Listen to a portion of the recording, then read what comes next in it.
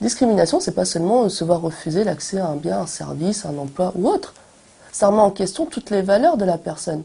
Je veux dire, quand on a quelqu'un qui est allé à l'école, qui y croit, je veux dire, voilà, et puis c'est l'école de la République, c'est la réussite, tout ça et tout, donc, et qui se retrouve face à quand il va demander un stage, quand il va demander un emploi, on lui dit, ah ben non, mais c'est pas tes compétences qu'on remet en question, mais voilà, ça va être ton faciès, ton origine, ta religion, que sais-je. Oui, là, il y a un gros problème. Quand j'ai vu le film des jeunes tout à l'heure, j'avais les larmes aux yeux parce que vraiment, c'était pas seulement beau. Pour moi, c'était violent en fait. C'est de la violence qu'ils subissent. Donc, c'est important de faire sentir cette violence aux personnes, aux professionnels pour qu'ils s'engagent dans l'action. Et en même temps, il faut aussi qu'il y ait quelque chose de scientifique, d'objectif pour appuyer, pour lutter contre le déni ou contre la minimisation. Et c'est là où le fait de faire un travail statistique comme celui qu'on a pu faire, ça aide aussi à faire passer le message et à valider un petit peu le fait que oui, les discriminations, ça existe. Donc à ce jour, nous sommes un collectif d'une trentaine de jeunes âgés de 16 à 21 ans.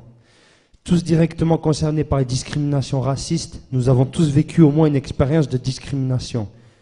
Pour certains, au moment de l'orientation à l'école, on a bien vu qu'être noir ou arabe n'était pas la même chose qu'être blanc. Par exemple, avec 17 de moyenne, l'un d'entre nous s'est vu proposer par la conseillère d'orientation une entrée en CAP peintre en bâtiment. Il est en Tech 2Co aujourd'hui. La plupart d'entre nous a subi des contrôles policiers que nous sommes obligés de qualifier de contrôle au faciès, souvent plusieurs fois par jour sans aucun motif.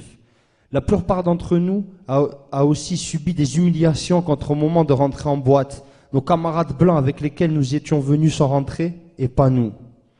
Enfin, le nombre de fois où notre candidature n'a pas fait l'affaire alors que nous avions obtenu des entretiens ne se compte plus. Et lorsque l'on s'en plaignait, il y avait toujours quelqu'un pour nous dire il ne faut pas exagérer ou encore vous en verrez d'autres. Il y a des enfants qui sont discriminés et qui ont intégré cette discrimination en eux. Ce qui donne dans la classe des gens qui se sentent mal et qui le disent de certaines façons. Hein. Par exemple, des petits tout qui disent, mais l'école, ils disent, mais il y a les Français puis il y a nous. La discrimination, elle produit des malentendus entre l'enseignant, le système éducatif et l'élève et sa famille.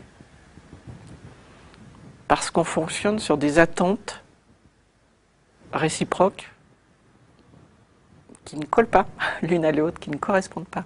Pour un enseignant, travailler sur les discriminations qu'il peut produire, c'est une façon de lever les malentendus. Donc, c'est en cela que je dis que ça améliore son acte professionnel.